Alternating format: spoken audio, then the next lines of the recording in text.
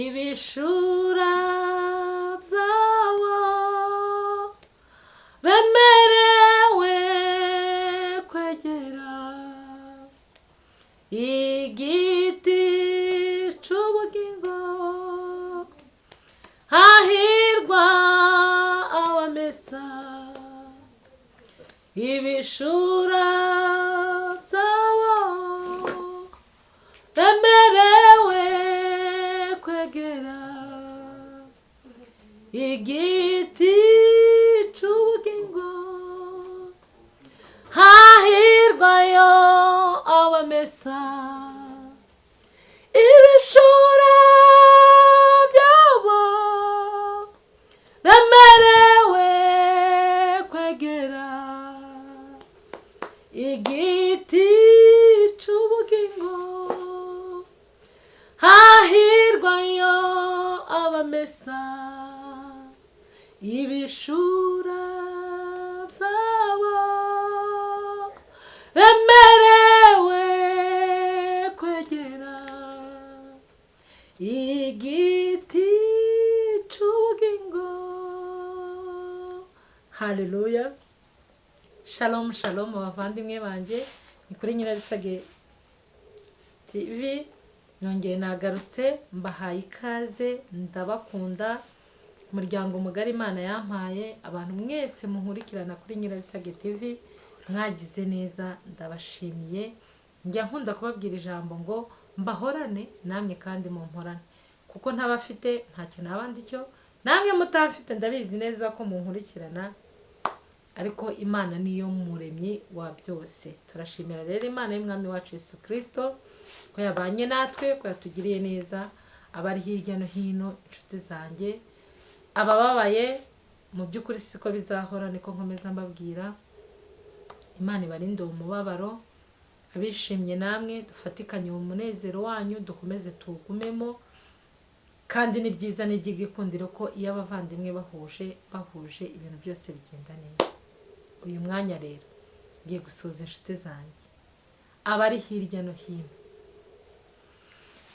ngiye gusuhuza abantu bose bankurikirana kuri uyu murongo. Ndabizi neza ko hari abantu bankurikirana umunsi ku munsi, abantu bapfa kubona notification mu by'ukuri nkabona baralayikinze, bakoze comment, ndabashimiye cyane. Hari inshuti zanjye ziri hano i Kigali tubana, njye ntuye i Kigali, ndabashimiye cyane inshuti zanjye, inshuti z'umuryango, ndabashimiye cyane. Imana ibahereze umugisha kandi sendereze ibyanyu byose. Ndashimira abavandimwe bari hano i Kigali, hirya no hino, Nyamata, Mutara, i Kigali hano duturanye. Yemwe mwarakoze kandi mukomeze n'ubundi mukore, kuko uru rugendo sinarwishoboza njyenyine. Mvuye i Kigali ngiye i Rubavu, ahantu bita Gisenyi. Ndasuhuza inshuti zanjye, abavandimwe, shalom, ndabakunda cyane. Mujya munkurikirana bikanshimisha. Abavandimwe banjye b'amaraso mujya munkurikirana bikanshimisha. Abavandimwe banjye muri Kristo mujya munshimisha. Imana ikomeze ibiteho, ikomeze bagirire neza. Ndashimira abantu bose bari mu Rwanda bankurikirana, batuye mu turere dutandukanye tw'igihugu, mu majyepfo, mu majyaruguru, iburasirazuba, iburengerazuba, i Musanze naho nahavuze. Hari ababyeyi banjye, hari inshuti, mwarakoze cyane guhitamo gukurikirana umurongo wa Nyirabisage TV. Imana ibahereze umugisha mwinshi cyane. Twagiye mu biyaga bigari. Ndashimira cyane inshuti zanjye ziri Uganda. Abari Uganda harimo abavukanyi, harimo n'abandi bantu twahujwe n'aya maraso ya Yesu Kristo. Mwagize neza, ndabashimiye. Uganda gasimbizi naho niba bagira intara nyinshi zitandukanye, ariko nabo niko bimeze.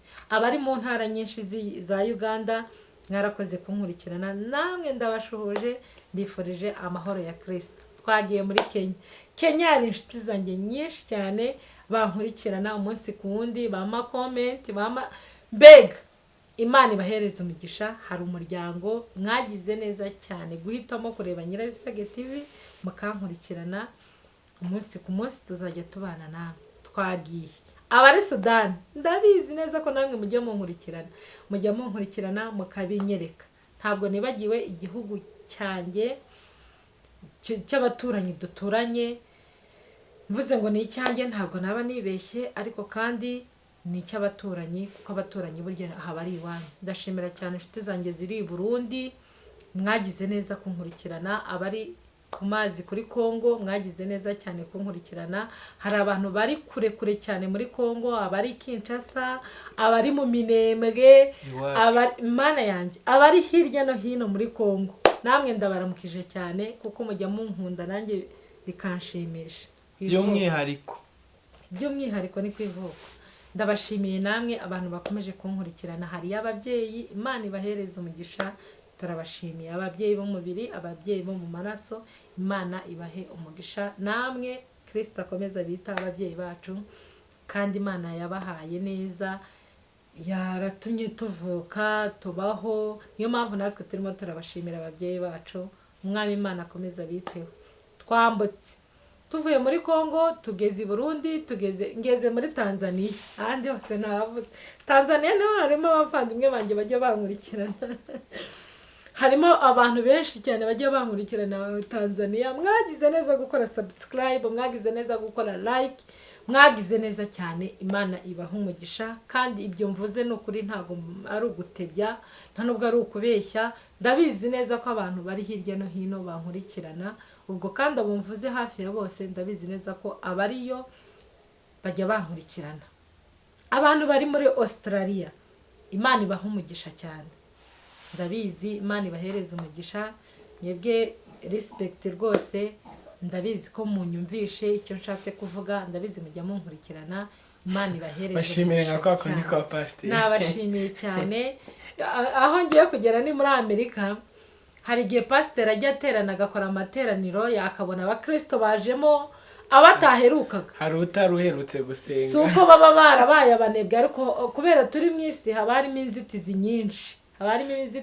Wenda nakazi kenshi katumye bataboneka, ariko nk'umunsi umwe bakama baterana ku cyumweru. Iyo bateranye rero pastor akababona, abicara imbere yabo abonye, abicara inyuma yabo abonye, azama babwira ngo namwe bavandimwe muraho neza, bakamwikiriza. Nanjye rero ngiye kubivuga, dusuza umuryango wa Nyirabisage cyari inyuma twababonye, tukaba tubasuza tukagira gutyo, kuko uwo munsi tuba twaje. Rero nanjye ndimo ndabwira inshuti zanjye abari muri Amerika, nyabe uraho neza, ndabizi ujya unkurikirana umunsi ku wundi, batinze kubona notification kugira ngo unkurikirane. Imana iguha umugisha. Nawe uri muri babandi pastor ajya avuga ngo mbega nawe wahageze kuri Nyirabisage TV. Imana iguha umugisha. Mukobwa Jana, uri best friend wanjye, nawe ujya unkurikirana. Imana iguhereza umugisha. Baramukazi banjye benshi cyane bari muri Amerika, ndabashuhuje. Mwagize neza guhitamo gukurikirana umurongo wa Nyirabisage TV. Ntabwo nzajya mbazanira ibintu bibi, nzajya mbazanira ibintu byiza. Hirya no hino rero mu isi, abo ntavuze suko wendaga hano nje ndi mu Rwanda, ariko ibihugu byinshi bigiye bitandukanye, bifite intara zitandukanye. Mwebwe mwese abambutse amazi, abagiye hejuru y'ikirere mukagenda nyine mukaba muvuye kandi watavuze akabizi kaza mukurikirana. Uwo ntavuze hano akaba ajya nkurikirana umunsi ku munsi, ni ukuri wandika hasi muri comment. Ntuvuge ko nakwibagiwe, umenye ko nawe nkuzerekana, suko nakwibagiwe mbishaka. Ariko amahoro ya Kristo mwese abane namwe. Imana ibahereza umugisha. Natangiye ndirimba, mwabibonye. Twinjiye bidasanzwe. Kuvuga twinjiye bidasanzwe. Ubundi abantu batangiye babona Nyirabisage TV batangira babona shalom tugasenga, ariko ntabwo twaretse gusenga ngo mbahorane. Yego mbahorane, kuko iyo mbuze ngo mbahorane ni byiza. Ngenda nanditse muri comment ngo ni mama mbahorane. Impamvu nifuza ko mbahorana ni ukuri, ni ukubifuriza imyaka y'uburame bwanyu kugira ngo izahore iriho. Guhanura ntabwo ari ukuzura umwuka, guhanura ntabwo ari ukuvuga ku ndimi z'umwuka wera, ntabwo ari ukuvuga kwa rugaza Mungu, oya. Ahubwo guhanura ni ukubabwira ngo mbahorane. Aho uri ukaba uzi kuri inshuti yanjye ngo uhorane. Kandi guhanura ni impano. Guhanura ni impano. I know ko ari impano, ni impano y'Imana, kuko ntabwo umuntu byapfa kuza gutya. Rero inshuti zanjye mwese tugiye kubana muri iki kiganiro kugira ngo twumve, ese impano y'umuntu ni iki? Ese Imana itanga impano ishingira kuki? imana itanga impano yaziduhaye for free, yaziduhereye ubuntu, kuko impano ntiwayigura.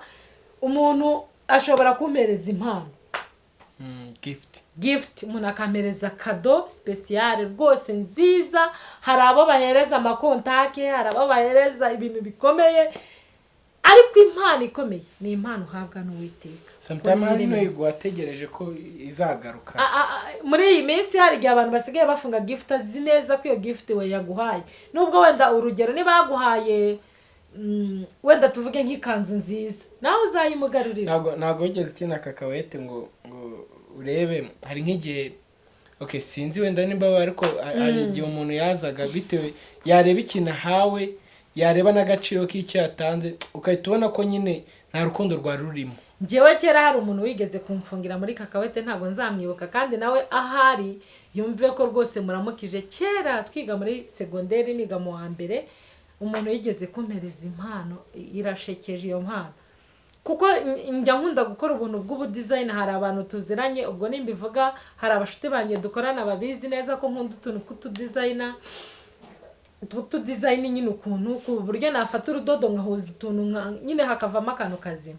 Umuntu aranyitegereza, nigaga mu mbere muri segonderi, ahita ampereza akaboate kuzuyemo inshinge, ampereza n'indodo zigiye zitandukanye.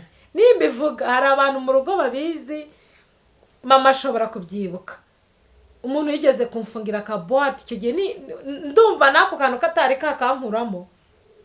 Sometimes ngewe iyo umwenda wacitse nshobora no kutawujyana kwa bitewe naho wacitse, kereka iyo wananiwe, ariko kubera ko nzi ko ako kantu nkazi n'urushinge ndabyikorera. Umuntu rero ampereza gift kuko yari abizi nyine ibindimo, ampereza gift y'ibindimo. Ubu rero Imana yacu igitanga impano bikurikiranye nuko wowe umeze. Ntabwo Imana igitanga impano ku muntu buri muntu wese uri munsi y'ijuru. Imana yaremye afite impano Imana yamuhaye, nta muntu utagira impano, kandi ikayitanga for free. Kandi Imana yitanga for free ku buntu bwayo, nibwo Imana itanga impano. Ako hari akantu nashaka kumbwira, tuganirize sanunga n'utuganiza story yawe ntoya ku bijyanye no kuririmba, ariko uhere ukiri muto. Nimbivuga mu kuririmba, ahari wenda hari abaririmbyi cyane benshi tuziranye bakomeye, nshobora kuvuga ko ndi umuririmbyi akavuga ngo n'umuntu wese uzi kuvuga, s'il vous plaît, umuntu wese uzi kuvuga kurya azi no kuririmba. Ngewe hari abantu narinzi kera ushobora no abantu babaye mu makorari cyane. Ariko reka navuga icyo kintu, reka ndabanza mvuge, hari umuntu twicaranye turi kuganira, nubwo atari kuganira mutari kumubona kuri kamera, ariko muraza gukomeza mwumva ari kunyunganira neza cyane, ndabona bisa neza. Kera hari amakorari amwe twatangiranye muri rwa rusengero rwo ku Cyumweru rwa mu gitondo rw'abana. Murabizi neza ko iyo abantu bazindikwaga ku rusengero, nka tica w'abana akababwira, cyangwa mwarimu wa Sunday school akababwira ngo uzazinduka, mugasanga hateguye utuntu, amabombo, amabiswi, imineke. Amabiswi wenda aho twabiboneye hano mu Rwanda, ariko abantu bakiri batoya cyane batari na hano mu Rwanda, hari ukuntu bajyaga baduhereza imineke mu gitondo, ibigori. Iryo teraniro ry'uwo munsi ukumva muri Sunday school ni byiza. Kandi ubwo ndi kubivuga gutya, hari abantu bari kubyibuka. Ndabizi neza kuko umuntu waciye wese muri Sunday school ashobora kuba yarariye ikigori, ashobora kuba yarariye umuneke, ashobora kuba yarariye imbombo. I know ko ibyo bintu byabagaho, kandi ibyo bintu nibyo byatumye twitwa abo turi bo uyu munsi wa none. Nibyo byatumye impano zacu zaguka, kuko twatangiriye hasi mu musingi, muri fondasiyo. Ntabwo Imana itanga impano ku bantu Imana itanga impano buryo wavutse uba uri impano y'ababyeyi, wavuka uri impano y'igihugu, wavuka uri impano y'aho uri. Uyu munsi wa none hari abantu, nta muntu wese akavuga ngo ese runaka ngo impano ye irakora. Nta muntu utagira impano, habe nuko kuvuga ko nyine ni impano. Hari umuntu ubitse byinshi cyane ariko utashobora kubisohora ngo abivuge. Mujya mubona ko hari abanyeshuri bigana n'abandi ariko bakagira kubasobanurira. Hari n'ababa babizi ariko atazi kujya imbere ngo abisobanurire abandi. hari umuntu ubuzi ibintu ariko akananirwa kubisobanura, nayo ni ariko hakaba hari umuntu ubizi neza ko na dukeya azi aramenya kudusobanurira abandi batwumve. Iyo nayo ni impano. Ariko tugiye kuvuga ku mpano z'Imana Imana iduhereza. Ngewe n'impamvu mubajije gutya nuko hari umuntu wigeze gusa n'ubivugaho, aravuga n'utubwira mu nkuru yaho hakaburamo ijambo yuza. Kubera ko uyu munsi wa none hari korari nakuriyemo, ariko siyo nabanjirijemo, siyo ndi buvugeho cyane kuko ndavuga mbere ntari nayijyamo. Mu by'ukuri narerewe muri Sunday school, ndakura muri Sunday school, ndaririmba muri Sunday school. Nyine hari ukuntu umuntu akura n'impano, reka mbivuge gutyo. Mu rugo iwacu ababyeyi bakatubwira ngo uyu munsi muraza kuririmba, muraza kubwiriza ijambo ry'Imana. Nimbivuga papa na mama wabo bari ndabashuje cyane, Imana ibahereza umugisha kuko mwaradutoje.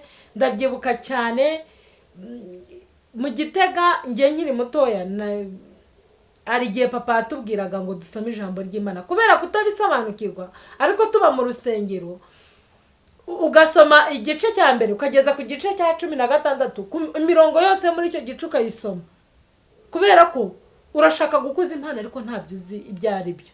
Turashimira n'ababyeyi badutoje, mu by'ukuri tukaba tuzi icyatsi n'ururo. Ubu ngubu tukaba tuzi neza ko twavuga abantu bakanyurwa kandi bakishima. Imana ibahereze umugisha ababyeyi. Rero twagarutse ku mpano z'Umwuka Wera. Imana itanga imbuto z'Umwuka Wera cyangwa se impano z'Umwuka Wera. Impano z'Umwuka Wera yazihaye benshi. Ngiye kubasomera ijambo ry'Imana kugira ngo tubashe kujyana namwe. Uyu munsi wa none nababwiye ko ari special day kubera ko hari ukuntu tujya dutangira n'ubundi twagutangije. Nashatse kubashishikariza cyangwa se mbibutsa amateka yahashize hacu haba Kristo. Ntabwo umukristo abyuka gusa mu gitondo ngo urakuze. Niba wari uri ahantu runaka, wenda wari umusinzi, wari uri mu kabari, ntiwigeze umenya Yesu Kristo, umumenye aho ngaho ngo utangire umuvuge nk'umuntu wakuze mu nzu ya Gikristo. Oya, urabanza ukiga ukamenya neza ko ugomba kumenya Yesu Kristo nk'umwami n'umukiza w'ubugingo bwawe. Impano, Imana yatanze impano kuri buri muntu wese. Iyo uvuga neza ni impano y'Imana. Iyo urya ugasangira n'abandi, Daniyeli yarabivuze, no ku meza gusa nta mururumba ufite, nayo ni impano. Hari abantu bajya bagira imururumba wo kurya. Ikintu cyose uzi kubasha gukora neza kidafite aho gitandukaniye n'iby'inzu y'Imana, icyo kishobora kubera impano. Ikintu cyose uzi neza ko ugikora kikagiraho abandi ingaruka nziza, ntikibagireho ingaruka, iyo ni impano y'Imana. Niba ushobora kuganira n'abantu ukabatera urwenya hari abantu njya mbona abantu b'abakomediyani hano iwacu mu Rwanda, mujya mubona ko bagira igihe cyabo bakajya gukora amakonseri bagasetsa abantu. Iriya ni impano. Hari abantu bagira impano yo kwakira abashitsi, ariko muri no minsi ngiye nsigaye ntangara, nta nubwo abantu bacyakira abashitsi, kandi kwakira abashitsi nabyo biri mu mpano. Yemwe mwabashitsi mwe muzaze n'ukuri twongere kandi twakira abashitsi. Kera hari ukuntu hari umupapa umwe twabanaga muri korari yanjye nkuru ndirimbamo, yarakunda kwakira abashitsi. Ubu ngubu yabaye bishop rwose, aho uri muri Amerika urabizi, sindi bukuvuge mu izina, ariko rwose wakiriye abashitsi ku rwego rwo hejuru. Icyamiye impano yo kwakira abashitsi kongera kandi kaza ku bantu. Bibiliya igivuga neza, umuntu iyo yakiriye abashitsi agacumbikira abantu, nukuri iyo ni impano nziza iremereye. Njewe nkuri wacu kuva natangira kumenya ubwenge, sanga iwacu huzuye abantu benshi. Abashitsi bari buhamara igihe, abashitsi bari butahe, abandi bashitsi bakiyongera. Uwo nawo ni umugisha, iyo ni impano. Ntabwo ariko abantu bose bazi kwakira abashitsi. Hari umupasiteri umwe wigeze kutwigisha ku rusengero, aravuga ngo hari abantu bajya bakira abashitsi ngo bakabahera icayi mu dutasi dutoya. Nimbivuga gutyo muraza kubyumva cyane. Ngo ugasanga umushitsi ufite amatasi manini, ariko wakira umushitsi umuhereye mu gatasi gatoya, kandi akabati karimo karuzuye amatasi, ariko wajya kureba itasi yeramo umushitsi ugasanga ukoza agatasi gatoya. Mwirinde twongere kandi tugaruke ku mpano zacu. ubwo ikiganiro cyanjye nagikomeje, twongere tugaruke ku mpano zo kwakira abashyitsi no kubakunda. Reka mbasomere ijambo ry'Imana. Reka dusome igitabo cy'Abaroma ibice 12. Iki ni igitabo Pawulo yanditse cy'Abaroma. Pawulo kandi murabizi ko yari imbata Yesu Kristo. Ibice 12 ku murongo waho wa 6. Ndasoma iki gice cyonyine. Haravuga ngo nuko kuko dufite impano zitandukanye, nkuko ubuntu twahawe buri. Niba twarahawe ubuhanuzi, duhanura uko kwizera kwacu kungana. Cyangwa niba twarahawe umurimo wo kugabura iby'Imana,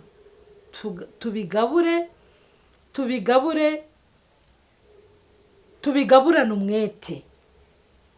Niko Bibiliya ivuga. Bibiliya mwarimu zikwiri kutubwira ngo ibyo dukora byose tubikorane umwete kuko dufite impano y'Imana. Niba uzi gusengera abarwayi, sengera abarwayi ufite umwete kuko niyo mpano yawe. Niba uzi kuvuga neza, vuga neza kuko niyo mpano yawe. Niba uzi kwicara mu ruhame ukabasha kurubwira neza amagambo meza, nukuri bikorana umwete. Niba uzi kuririmba, bikorana umwete. Niba uzi kugabura iby'Imana, ubigabure neza. Niba uzi guhanura, hanura neza udashyizemo amarangamutima. Bibiliya yatubwiye ngo duhanure uko kwizera kwacu kungana. Timugahanura ibyo Umwuka Wera atababwiye. Murabizi neza kuko insengero zacu mu Rwanda zirafunze zino nsengero. Ariko impamvu zifunze nuko zagiye zizanamo utuntu tumwe n'utundi. Umuntu agahanura, mwarabibonye ko kuri social media harimo n'abapasiteri bakuru, ababishop bagiye bafungwa kubera ubuhanuzi bwabo bwa gito. Ubuhanuzi bwa gito bwose budafite, umuntu akabesha abantu, ugahanurira abantu 100, 200, 300. Abantu bakakwatendinga ku wa mbere, ku wa kabiri, ku wa gatatu, ku wa kane, ku wa gatanu. Uri kubabesha. Muzagezayo no kubesha abavandi.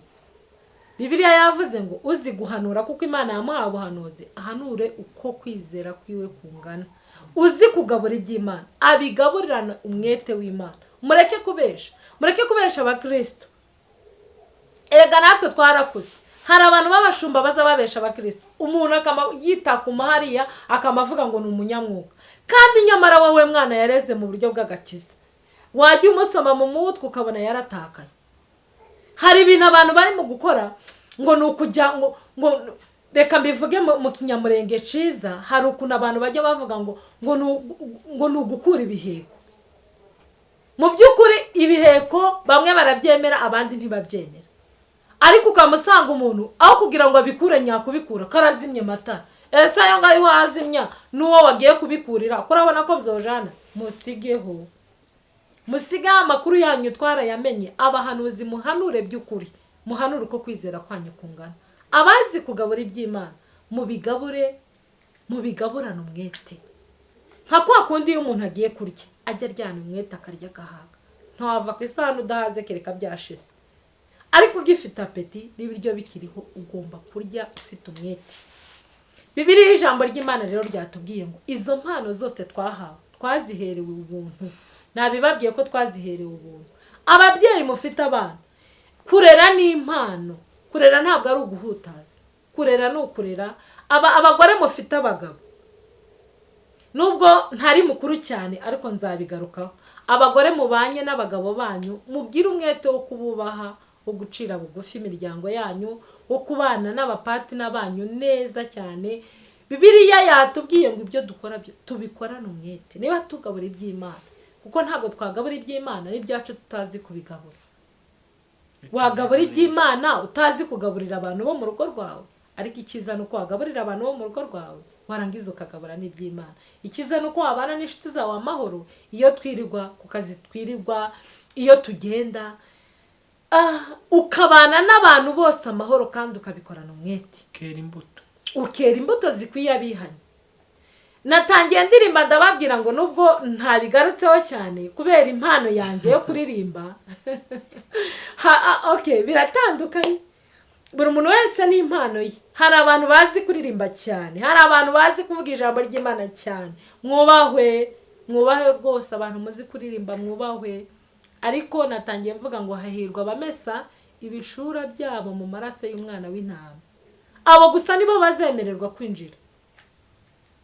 Nawe uyu mwanya wa none mujya mwumva abapasiteri iyo bari kwihanisha abantu bajya bababwira ngo uyu mwanya uracyariho, ngo Yesu aracyateze amaboko, aracyicaye ku ntebe y'imbabazi.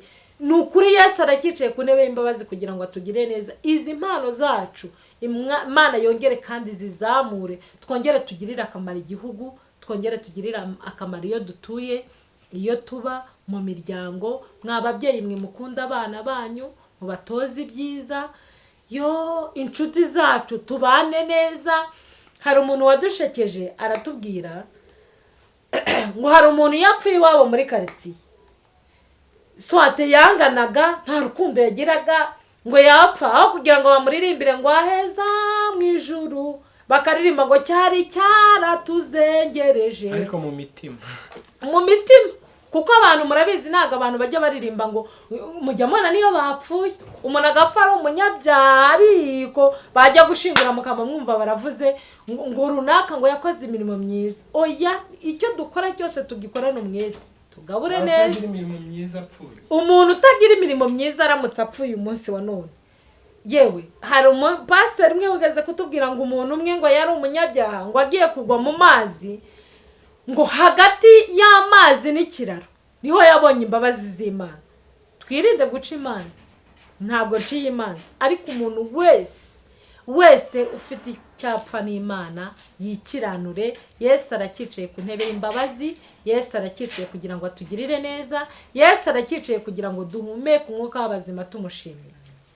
Ku mpano rero yaduhaye impano nziza cyane z'urukundo, zo kubasha kubana n'abandi amahoro. Watandukana n'umuntu ndabizi neza ukumva ishavu riraje, ariko se muri iyi minsi ya none hari umuntu ugitandukana n'undi ngo wumve ishavu riraje?